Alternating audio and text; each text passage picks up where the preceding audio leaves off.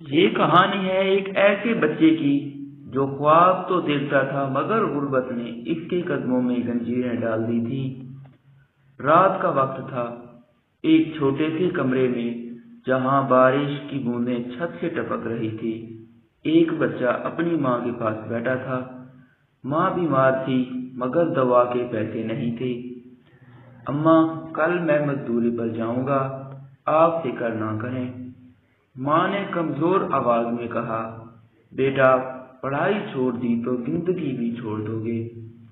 اگلے دن علی ایک ہوٹل پر جا پہنچا، ہاتھ میں ٹھنڈے پانی کا جگ اور دل میں جلتی ہوئی امید۔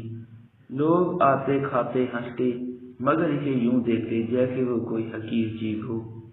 جب رات کو وہ تھکن سے چور گھر پہنچا تو ماں کو بخار میں تڑپتا پایا۔ بیٹا، مجھے معاف کر دو، میں شاید زیادہ دن نہ جی سکوں۔ علی کی دنیا ایک لمحے میں بکھر گئی۔ اس نے سوچا اب کچھ نہ کیا تو ماں ہمیشہ کے لیے کھو جائے گی۔ رات کے اندھیرے میں وہ ایک دکان کے پاس رکا جہاں امیر لوگ اپنی ضرورت سے زیادہ چیزیں خریدتے تھے۔ اس کے ذہن میں ایک خیال آیا، اگر میں کچھ چرا لوں تو ماں کی دوا آ جائے گی۔ مگر اچانک جیسے کسی نے اس کے کندھے پر ہاتھ رکھا ہو، ماں کی آواز گونجی، بیٹا، حلال روزی کبھی ختم نہیں ہوتی۔ علی نے اپنے آنسو صاف کیے اور وہاں سے لوٹ آیا۔ اگلے دن علی ایک دفتر کے باہر پانی بیچ رہا تھا کہ ایک گاڑی اس کے قریب آ کر رکی۔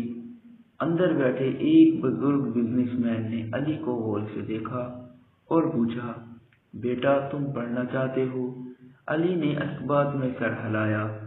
وہ آدمی اسے ایک فری اسکول لے گیا جہاں علی بغیر کسی فیس کے تعلیم حاصل کر سکتا تھا۔ سالوں بعد وہی علی جو کبھی ہوٹل میں برتن دھوتا تھا آج ایک کامیاب انجینئر تھا۔ وہ اسی ہوٹل کے سامنے کھڑا تھا جہاں کبھی اس کی تجمیل ہوتی تھی۔ سامنے ایک فقیر بچہ پانی بیچ رہا تھا۔ علی نے آگے بڑھ کر اس کے کندھے پر ہاتھ رکھا اور کہا، میں تمہیں وہ بنا کر رہوں گا جو کبھی میں خود بننا چاہتا تھا۔ غربت مقدر ہو سکتی ہے مگر سوچ کا فقیر ہونا انسان کی اپنی غلطی ہے۔ اگر نیت صاف ہو اور حلال کا دامن نہ چھوڑا جائے تو اللہ راستہ کھول دیتا ہے۔